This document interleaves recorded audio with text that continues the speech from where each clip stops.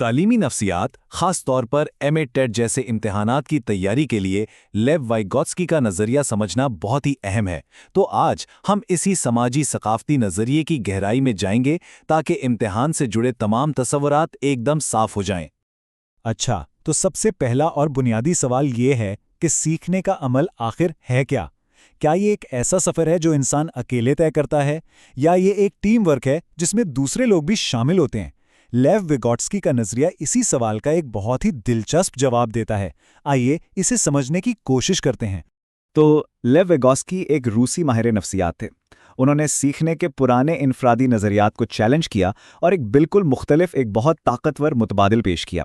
उनका मानना था कि हमारी जहनी नशोनुमा का असल राज हमारे समाजी माहौल में ही छुपा हुआ है। विगोट्स्की का मरकजी ख्याल बहुत सीधा और साफ है। वो कहते हैं कि सीखना कोई अकेले का काम नहीं है। असल में इसे हमारा समाज, हमारी सकाफत और हमारी जुबान तश्कील देती है। मतलब हम जो कुछ भी सीखते हैं वो हमारे आसपास के लोगों और माहौल की देन है। तो विगोट्स्की का ये बड़ा नज़रिया किन चीज़ों पर खड़ा है? चलें उनके 3 बुनियादी स्तूनों को एक एक करके समझते हैं जो उनकी पूरी सोच की बुनियाद हैं। पहला और सबसे अहम सुतून है समाजी तामुल। विगोट्स्की का मानना था कि हम अकेले में उतना अच्छा नहीं सीखते जितना ग्रोहों में सीखते हैं। जब हम अपने उस्ताद, वालिदैन या दोस्तों से बात करते हैं, उनके साथ मिलकर काम करते हैं, तो सीखने का अमल सबसे ज़्यादा मुअस्सर हो जाता है। यही वजह है कि पीयर लर्निंग यानी दोस्तों से सीखना इतना कामयाब होता है। इसकी एक बहुत ही आम सी मिसाल लेते हैं। फ़र्ज़ करें कोई बच्चा खुद से रियाजी का कोई सवाल हल नहीं कर पा रहा, लेकिन जैसे ही कोई उस्ताद या दोस्त उसे थोड़ी सी मदद देता है, उसे इशारा देता है, तो वो उसे हल करना सीख जाता है। यही तो है समाजी तामुल की ताकत। अब आते हैं दूसरे स्तून पर, ज़बान। विगोट्स्की के लिए ज़बान सिर्फ बातचीत का जरिया नहीं थी। उनके नज़दीक ये सोचने का एक औजार है, एक टूल। ज़बान ही वो चीज़ है जो ना सिर्फ हमें दूसरों से इल्म हासिल करने में मदद देती है, बल्कि हमारे अपने बिखरे हुए ख्यालात को तरतीब देने में भी काम आती है। अच्छा, इसी सिलसिले में एक बहुत ही दिलचस्प चीज़ है निजी तकरीर। अक्सर छोटे बच्चों को खेलते हुए खुद से बातें करते देखा होगा, जैसे वो खुद को हिदायत दे रहे हों कि पहले ये करना है फिर वो। विगोट्स्की कहते हैं कि ये खुद कलामी असल में उनकी सोच को मुनज़्ज़म करने और मसले हल करने का एक तरीका है। ये अंदरूनी सोच की तरफ एक बहुत अहम कदम है। और तीसरा उसूल है सकाफत का असर। जिस माशरे और सकाफत में बच्चा पलता बढ़ता है, वहाँ के तौर तरीके, अक़दार और मसाइल हल करने के अंदाज, ये सब उसके सीखने के तरीके को तय करते हैं। जैसे देही इलाकों में बच्चे अमली तजुर्बात से ज़्यादा सीखते हैं, जबकि शहरी इलाकों में किताबी इल्म पर ज़्यादा जोर हो सकता है।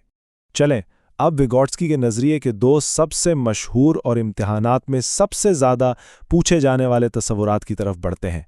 पहला है जोन ऑफ प्रॉक्सिमल डेवलपमेंट यानी ZPD, और दूसरा है स्कैफोल्डिंग। तो ये ZPD आखिर है क्या?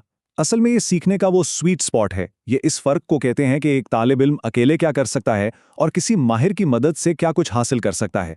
यही वो जगह है जहां असल सीखना होता है, और एक अच्छा उस्ताद वही है जो अपने हर तालिब इल्म के ZPD को पहचानता है। ये तस्वीर उसे बहुत अच्छी तरह समझाती है। देखें, सबसे अंदर वाला दायरा वो काम है जो बच्चा खुद से कर सकता है। सबसे बाहर वाला दायरा वो काम है जो अभी उसके लिए बहुत मुश्किल है, और इन दोनों के बीच का ये जो हिस्सा है, यही ZPD है, वो जोन जहां मदद और रहनुमाई के जरिए तरक्की मुमकिन होती है। तो सवाल यह है कि इस ZPD को पार कैसे किया जाए? इसका जवाब है स्कैफोल्डिंग। स्कैफोल्डिंग वो आर्जी मदद है जो कोई ज़्यादा इल्म वाला शख्स, जिसे विगोट्स्की MKO यानी मोर नॉलेजेबल अदर कहते हैं, तालिब इल्म को देता है।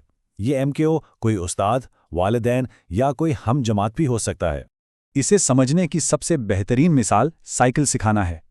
सोचें, पहले मरहले में आप बच्चे के लिए साइकिल को मजबूती से पकड़ते हैं, ये भरपूर मदद है।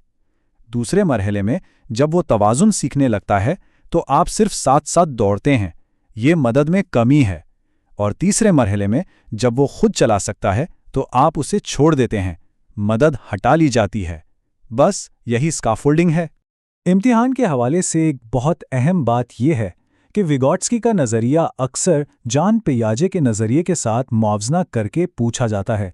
तो चलें उनके दरमियान जो बुनियादी फ़र्क हैं उन पर एक नज़र डालते हैं, क्योंकि ये समझना बहुत ज़रूरी है। ये टेबल इन दोनों नजरियात के फर्क को बहुत अच्छे से दिखाता है। तो देखें, पहला फर्क है सीखने के जरिए का। विगोट्स्की के लिए ये समाज है, जबकि पियाजे फर्द पर जोर देते हैं। जबान के किरदार को देखें तो विगोट्स्की के लिए ये सोच की बुनियाद है, जबकि पियाजे कहते हैं कि सोच जुबान से पहले आती है। इसी तरह विगोट्स्की नशोनुमा को एक मुसलसल अमल मानते हैं, जबकि पियाजे इसे मुख्तलिफ मराहिलों में तकसीम करते हैं। और आखिर में उस्ताद का किरदार, विगोट्स्की के नज़रिए में उस्ताद एक रहनुमा है, जबकि पियाजे कम से कम मुदाखलत को बेहतर समझते हैं। चलें, अब इन तमाम बातों का खुलासा करते हैं जो MA TET इम्तिहान के लिए ख़ास तौर पर याद रखनी है। ये समझे कि ये आपका एक फौरी रिवीजन गाइड है। तो याद रखने वाली बात यह है, विगोट्स्की का नाम समाजी सकाफती नज़रिए से जुड़ा है। सीखना सामाजी तामुल से होता है, ज़बान सोचने के लिए लाजमी है। ZPD वो जगह है जहां सीखने का जादू होता है, और स्कैफोल्डिंग वो मदद है जो इस जादू को मुमकिन बनाती है। ये 5 नुकात इस पूरे नज़रिए का निचोड़ हैं। विगोट्स्की का ये कॉल उनके पूरे नज़रिए को एक जुमले में समेट देता है कि हर आला ज़हनी अमल पहले 2 लोगों के दरमियान शुरू होता है और फिर वो फ़र्द की अपनी सोच का हिस्सा बन जाता है। यानी सीखना हमेशा बाहर से अंदर की तरफ सफ़र करता है। और आखिर में एक सवाल जो सोचने पर मजबूर करता है। एक उस्ताद होने के नाते ये जानना कि एक तालिब इल्म कहाँ खड़ा है और उसे कहाँ तक पहुँचाया जा सकता है, पढ़ाने के तरीके को कैसे बदल सकता है, इन तसव्वुरात को अपनी क्लासरूम में कैसे इस्तेमाल किया जा सकता है।